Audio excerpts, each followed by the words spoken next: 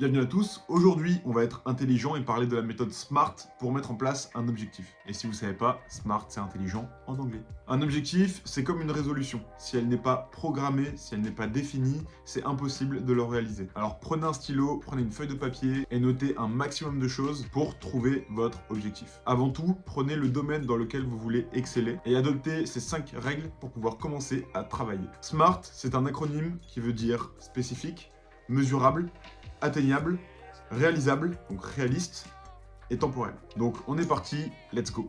L'objectif doit être spécifique, c'est-à-dire qu'il doit être précis. On ne se lance pas, par exemple, dans le sport sans se dire déjà quel sport on veut faire et combien de séances on veut faire par semaine. L'objectif ici serait de faire 3 séances par semaine et donc de commencer petit à petit. Par exemple, courir 3 heures par semaine, on commence 10 minutes par 10 minutes sur 2 séances et on augmente petit à petit. Si ce n'est pas défini, donc on se dit je veux faire du sport, on va y aller de temps en temps, on va se laisser aller et au final on va abandonner l'objectif. Pourquoi ? Parce qu'il n'est pas défini, vous n'avez pas de motivation et pour vous motiver, il vous faut un plan d'entraînement. Que ça soit pour le business ou pour le sport ou tout autre domaine, arrêter de fumer, passer plus de temps avec ses enfants, etc. Donc définissez votre objectif clairement pour ne pas en faire trop ou pas assez. On en revient à mon exemple d'avant, l'objectif doit être mesurable. Pour l'exemple du sport, donc ça peut être 3 heures par semaine, 2 heures, etc. Engendre des mini-objectifs, c'est donc là qu'on va travailler pour savoir comment on va réaliser le gros objectif, et donc il faut y aller petit à petit. Ça peut être un nombre d'abonnés, un chiffre d'affaires, voilà, une heure de sport, etc. Souvent ça va être des chiffres, hein, quand on veut arrêter de fumer, on compte le nombre de cigarettes, donc il y a plein d'exemples. Donc ça doit être chiffrable. En mesurant vos objectifs, vous allez pouvoir chaque semaine vous dire, voilà, je vais faire ça, ça, autant de fois, sur combien de temps, etc. Ça va permettre de vous faire un cadre d'entraînement et de ne pas rater vos objectifs, instaurer une sorte de routine. Si votre objectif est précisé et mesurable, vous avez déjà la base pour mettre en place un objectif. Quand vous vous lancez dans un objectif, on peut avoir tendance à être trop ambitieux, de vouloir en faire trop, comme les résolutions du 1er janvier, où on veut faire ci, ça, et c'est pour ça qu'on arrête et on n'utilise pas la spécificité, le fait de mesurer, etc. Par exemple, on ne peut pas devenir Elon Musk en un mois, d'ailleurs, sûrement qu'on n'en deviendra jamais Elon Musk. Regardez ce que font les autres, est-ce que les autres y arrivent avec ce que vous avez comme matériel à disposition. Il faut que vous en soyez capable, sans quoi vous n'y arriverez pas, et vous allez être démotivé parce que vous n'allez pas avoir de résultats, et donc vous allez arrêter très rapidement. Soyez raisonnable, quitte à en faire moins, et une fois que vous avez atteint votre objectif, vous allez avoir cette gratification et vouloir en faire plus. Donc il y a quand même un travail de recherche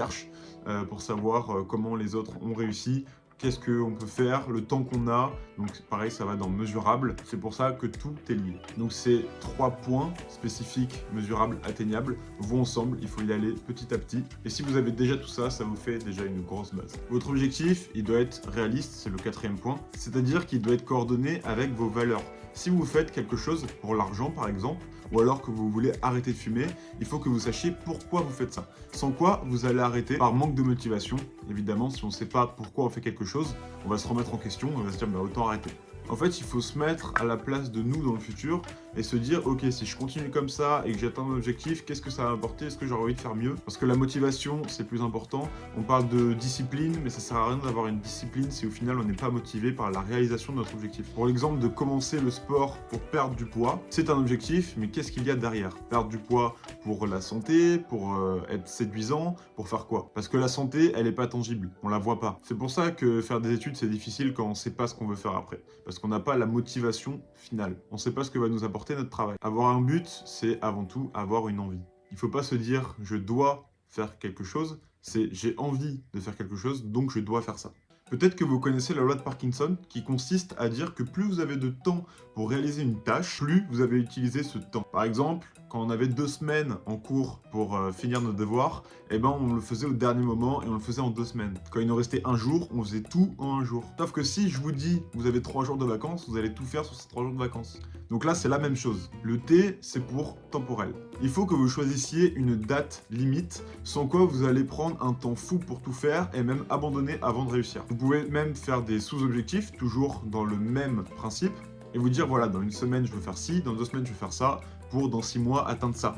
C'est très important de mettre une date à ce que vous voulez faire, à l'inscrire sur un planning. Et si vous voyez que c'est trop short et que 2 mois ça vous a pas suffi, vous pouvez réadapter votre objectif pour qu'il soit à nouveau atteignable. Tout ça, c'est pas une science exacte et quand vous réalisez pas un objectif dans les temps ou qu'en fait il est pas atteignable ou pas mesurable, vous pouvez tout adapter. Le but est de trouver la manière pour rester motivé. C'est juste ça. Et à nouveau, si le temps est trop court, ça va être trop ambitieux et vous allez abandonner. Donc maintenant qu'on a vu ces 5 points, à quoi ça sert? Au final, ça sert à vous mettre un cadre. Ça va vous motiver parce que vous allez vous engager envers vous-même. Une fois que vous avez mis ces 5 choses en place, vous allez pouvoir tout réajuster et vous demander étape par étape ce que vous allez faire. Moi, par exemple, au début de YouTube, je me suis dit, ok, en septembre, je veux 10 000 abonnés, alors que je ne savais même pas ce que je voulais faire. Maintenant que j'ai commencé, je réadapte le nombre d'abonnés par rapport à ce que j'ai fait le mois dernier et le mois d'avant. Maintenant que je sais un peu plus ce que je veux faire, j'arrive à avoir une vision d'avenir. On peut voir sur ma chaîne YouTube que j'ai commencé par des shorts un peu moyens, qu'après j'ai fait les OPD où j'ai fait une vidéo par jour et que maintenant je fais une vidéo par semaine un peu plus travaillée. Tirez parti de vos résultats de tous les jours pour adapter votre objectif et vous donner une sorte de pourcentage en plus. Il y a des objectifs où on ne peut pas gérer la donnée, comme les abonnés sur YouTube. Et dans ce cas, est-ce que ce serait pas plus judicieux de mettre un nombre de vidéos par semaine pour le même travail? Donc de travailler un peu plus. Par exemple, pour commencer la course à pied pour perdre du poids, c'est facile, entre guillemets, de vous mettre un nombre de minutes à faire, de kilomètres, et vous avez juste à partir de chez vous pour aller courir. Donc ça, c'est vraiment mesurable et atteignable. C'est pour ça que les 5 données doivent être prises en compte. Et si le plan n'est pas parfait, c'est pas grave. Encore une fois, c'est réajustable. Maintenant, vous savez ce qu'il vous reste à faire, et moi, je vous dis à la semaine prochaine pour une nouvelle vidéo et ciao!